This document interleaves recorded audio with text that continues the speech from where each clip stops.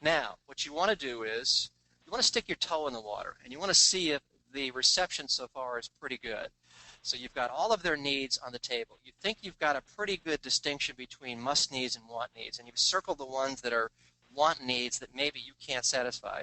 Heck, even the must needs that you can't satisfy, you've circled some of those. So you start at the beginning and you start going through all of the benefits and you start going through all the things they say are important to them. And you're adding on and you're certainly presenting the value proposition that your property or your business or service has to offer, and you're highlighting those things that you can do really well. And you're bringing up some points about, let's say, that helicopter landing pad. I don't have one of those. However, would it be acceptable if they landed the helicopter in a field a mile away and we picked them up in a limousine? That's not acceptable, huh? How about if, I'm thinking out loud here, how about if we picked your person up at the private airport that's 3-4 miles away, and again, we get a nice stretch limo. I'm sure it's your CEO. Yeah, your CEO. We want to pick them up in a stretch limo because that's the kind of respect that they deserve. No, huh? Well, can you think of anything short of that? Because we won't have a helicopter landing pad for you. I could ask the GM for one, but I'm probably not going to get one. So can you think of anything that I'm maybe missing? So now you're putting that person on your side. I mean, you're in this together kind of a thing. Again, you're human beings working with another human being here. You're trying to overcome some obstacles. And I don't think there's any one hotel, any one business that can satisfy every single person's needs, all right? So if you've got one negative and you've got 28 positives, you stand a pretty good chance of getting this business, particularly if you've tapped into their personal, all right? So with the trial close, you could stick your toe in the water. You could say something to this effect. We've got these 28 positives, and we're still working on that helicopter landing pad situation. And I'm not going to let that die yet. I'm still going to kick that around the office and see if we can come up with some solutions for you. But let's just say we don't. If this is going the way that I think it should be going, I mean, we're satisfying your needs, are we not? I mean, we're doing a pretty good job here. Would you be leaning towards saying yes to us if we could deliver all these things? You're doing a trial close, all right? And if they say, well, no, come to think of it, we need to talk about something else. All right, what is that? And that's the objection that you're going to overcome. All right, so how do we work through these objections? And when you feel like you've done as good a job as you possibly can do, obviously what you want to do here is go for a strong close. And every one of you is different than I am. And I'm not suggesting you use the same words that I do, but one of my favorite words is earn, E-A-R-N. I would love the opportunity to earn your business, not just this one time, but every single time. So, with these 28 positives and this negative, have we earned your business? Can we please have your business? We want to take good care of you, all right? So go for the strong close. Now, assuming you'll get it, now the event has happened. They've actually used your facility. The point I want to make next is follow up sooner, all right? I'm sorry, I'm getting ahead of myself here.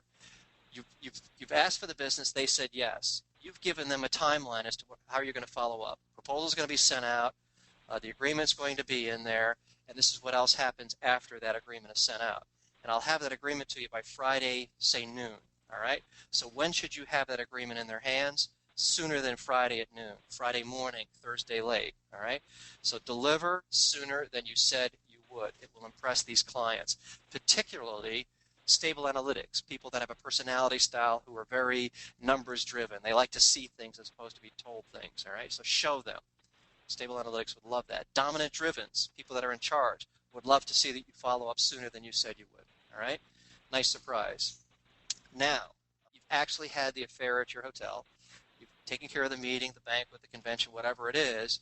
And this is something we did in the early days when I first started selling for Marriott. My marching orders were to make 10 personal calls a day, 5 days a week. I had to have 4 people in for lunches that week. And I had to have what's called WAGIFIs. You veterans that know Marriott terminology know what that stands for. It stands for where are you going in future years, a WAGIFI. It's a referral program. You had to have 2 WAGIFIs a week. You had to have 10 personal calls a day, 50 a week. You had to have 4 lunches a week at a minimum. And you had to have 2 WAGIFIs a week. And if you didn't do that, you were in deep doo-doo, man. You were in trouble. So one of the things they insisted we would do is to actually go visit the client the very next day after they had the affair at your hotel. Smart move, man. Things would be fresh on their minds. We would rebook stuff for the future. So I would actually stand there, sit there with them, and ask them, how did we do? And they would say things like, man, everything was great. No, no, no, that's not good enough. I know there's at least one little thing. I don't care how small it is, how minute it is. I want to make sure that whatever we could do better the next time you're with us, that we address it. So give me one thing, just one thing we could do to be better the next time you're with us. Man, Farrell, let me think. And you make them think. Well, it's not a big deal. Well, it is a big deal. If they're remembering it, I don't care how minute it is, it's a big deal, and you're going to make a big deal out of it.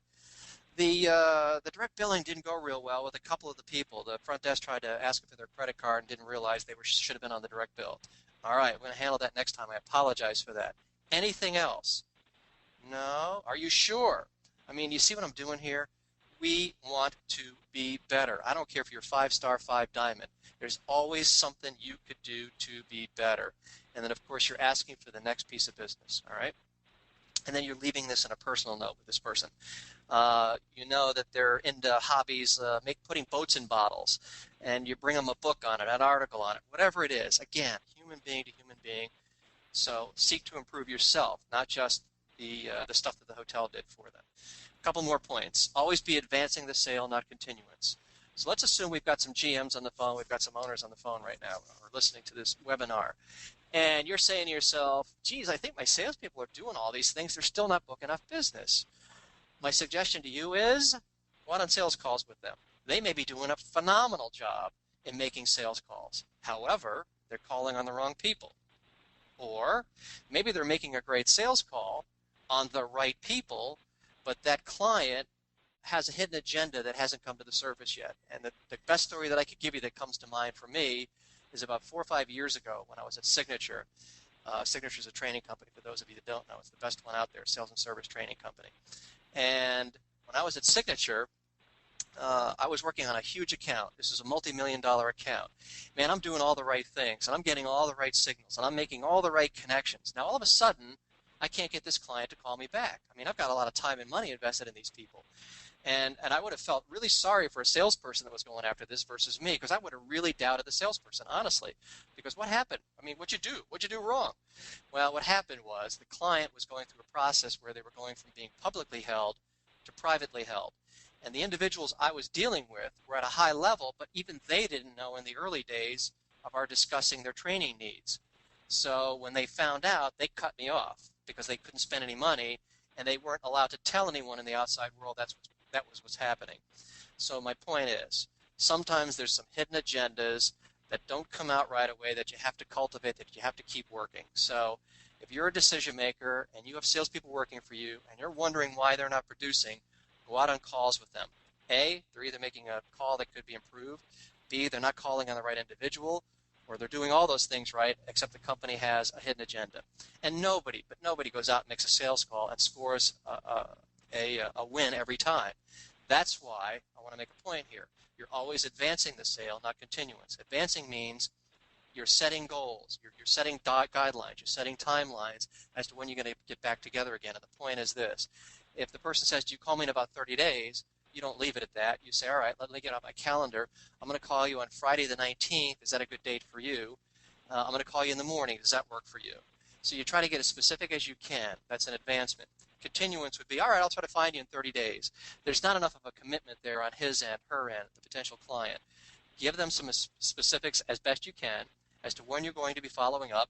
And believe it or not, they'll be more prepared for your call. They'll try to find the answer that you're looking for.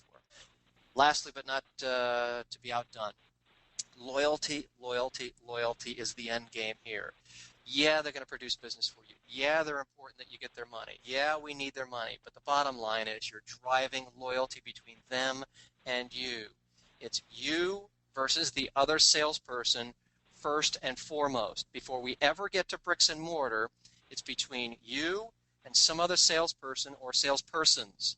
How are you going to be better, smarter, sharper, care more, do more?